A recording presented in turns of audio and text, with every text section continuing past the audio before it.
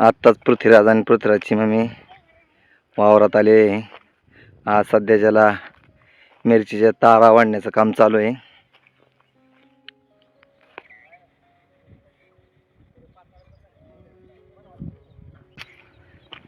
मी तारा वाढलेत पहिल्या. आता आली वावरात. कालच्याला सगळ्या तारा ओढून घेतल्या ते. काल लय वादळ सुटलं होतं त्यामुळं सगळे मिरची झाड कलले.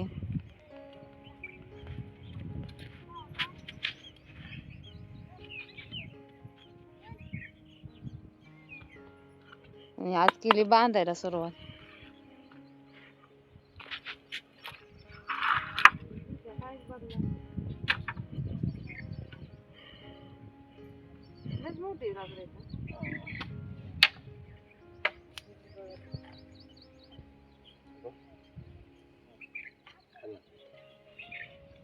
हे असं बांधलं म्हणजे त्याला असं हे राहतंय. नाही का वारं बिर आलं म्हणजे हालत नाही.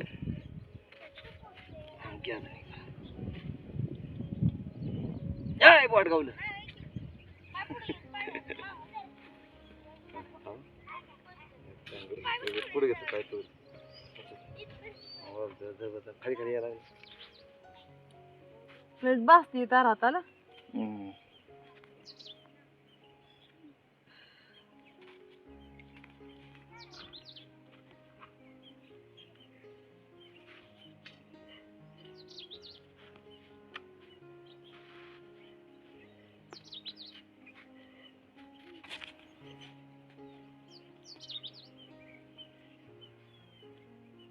फारच मिरची करली.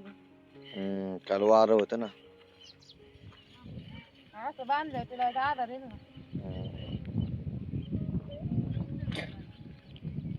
काळी ओढली काळी ओढली.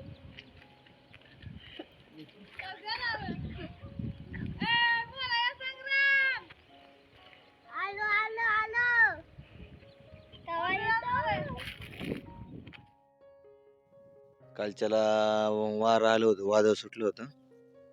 त्या वादळात आहे ना मिरची अशी योगा डायरेक्टच कलंडली. आणि जी पहिली बांधलेली होती पलीकडच्या साईडची ते तिला नाही काय झालं, जी नव्हती बांधली उंच झाली, जवळजवळ 3 फुटाच्या वर गेली. कारण कमरेच्या वर गेली. कमरेच्या वर 3.5 फूट झाली. उंची जास्त झाली. अजून तशी माल लागलाय. अजून जवळजवळ ताराच्या आसपास मिरची जाण्याची शक्यता आहे.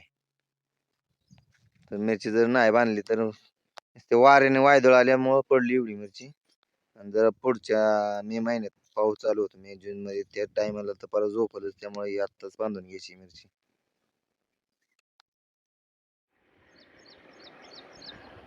आता ही मोठी मका जवळजवळ भिजवायची झाली आहे.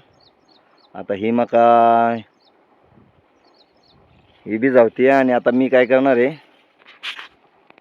मी तिकडे ऊस भिजवायला जाणार आहे. आणि ऊस भिजवून मग मिरचीला पाणी सोडायचंय.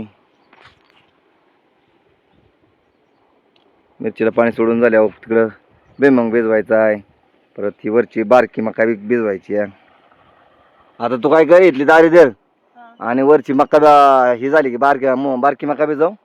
बारकी मका झाल्यावर गव्हात भिजव. गव्हात झाल्यावर वरचा नारळाचं भुईमुग भिजव. आणि मी तिकडं ऊस भिजावतो जाऊन. काय हा करतो.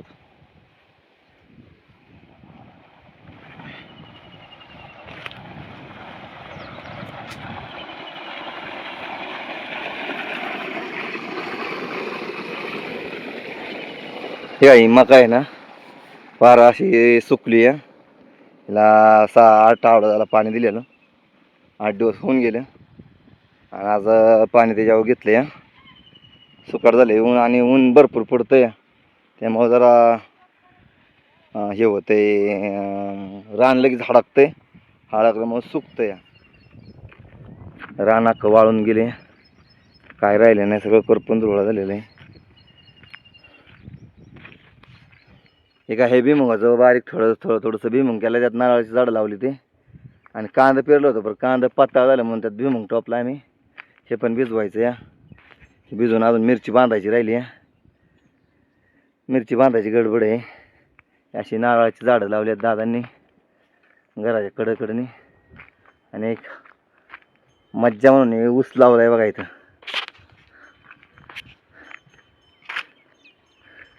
86चं बिन आहे. आणि ते कसं काय येतं माळावरती बघायचं होतं. ऊसाचं बियाणं लावलं इथं. तर मज्जा म्हणून केलेलं आहे. इथं रताळी लावल्यात, वांगी लावल्यात, तांबाटी लावली होती, भुईमुग पण लावला आहे. अजून इथं पपईचं झाड एक लावले, नारळाची झाडं लावल्यात.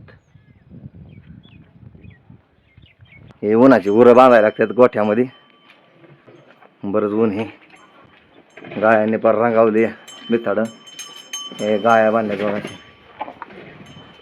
आता इथं आय कांदा काटती.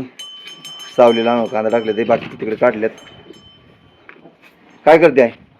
कांदा काढते काय काल पाऊस आला हा. त्याच्यामुळं मग म्हणलं बाहेर भिजतील कांदा आतमध्ये आणलं गोट्यात. थोडस कांदा आहे हे.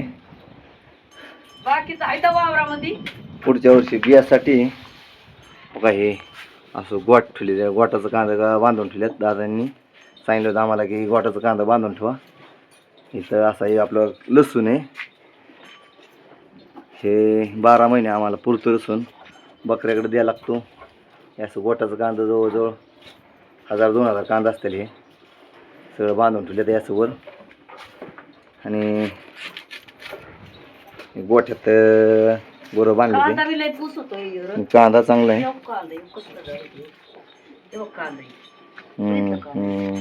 लय मोठा मोठा कांदा झाले. चांगलं झालं कांदा.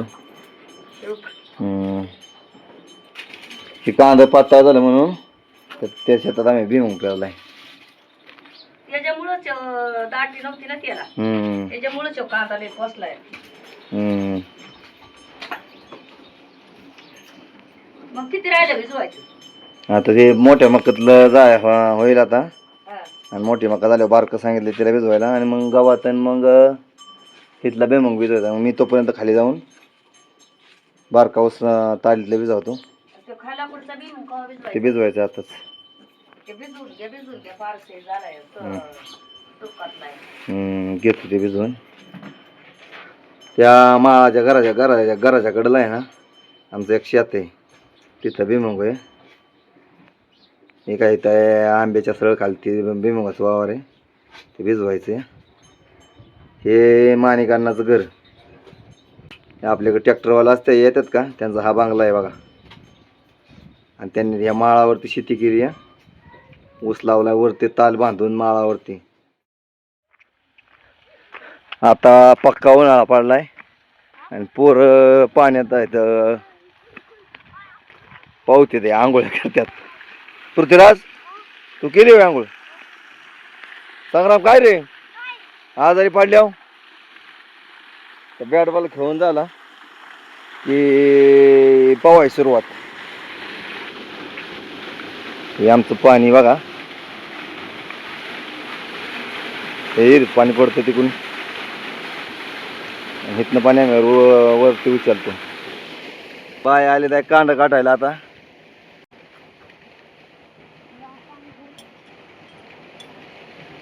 मग काय चाललंय अक्का?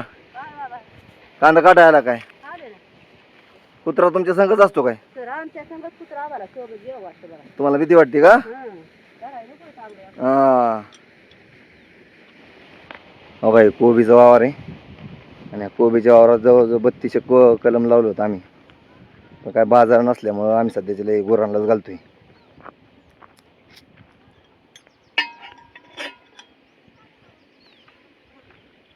गुरांना घालतोय.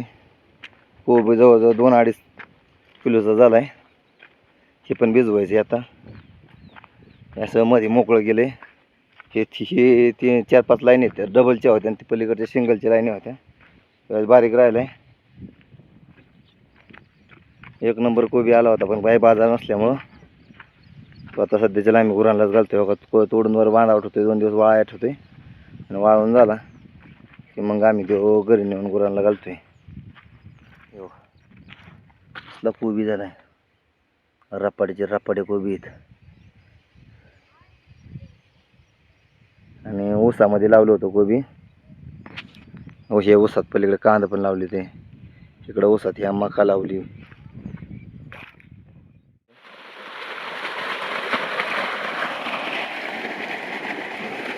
हे ऊस आहे. ऊसाने फटवा बिटवा चांगला गेला. 60-65 दिवसाचा ऊस झालाय आता.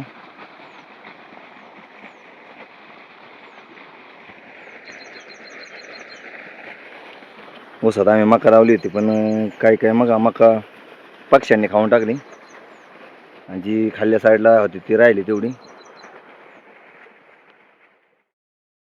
संध्याकाळचं आहे ना आता भिजवून झालं. आता ही मका व्हायची. संध्याकाळची 2 वाजे मकाची न्याय लागते तर घरी. आणि कोबीची तो का तिकडे 3 पोती येतं. ती कोबीची पोती नेऊन टाकायची. ते तोडली रे मका बेजावता तोडून ठेवलं सगळं.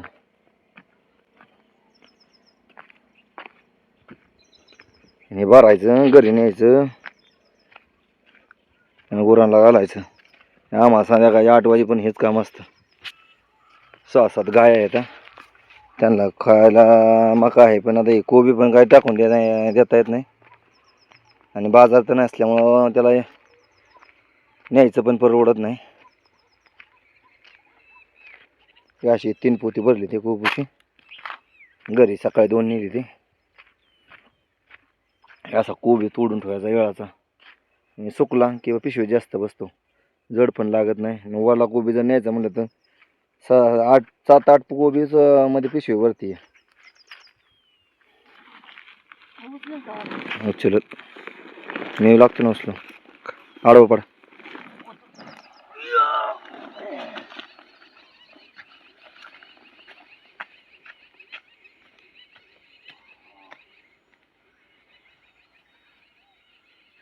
कोबीची पोती आणून गाडी उठवायला लागते इथनं कारण तिकडं गाडी जात नाही तिकडं. म्हणून ताले व्यवस्थित ठेव. ओके ठीक आहे. आणि आता ही मका तोडली. इथे पहिले 2 वजी नेली ते मोठी. अजून ती तोडा गेली तेव्हा तिकडं अजून 1-2 वजी आणायची म्हणजे एकत्र करून हे गुरांसाठी न्यायचं लागते.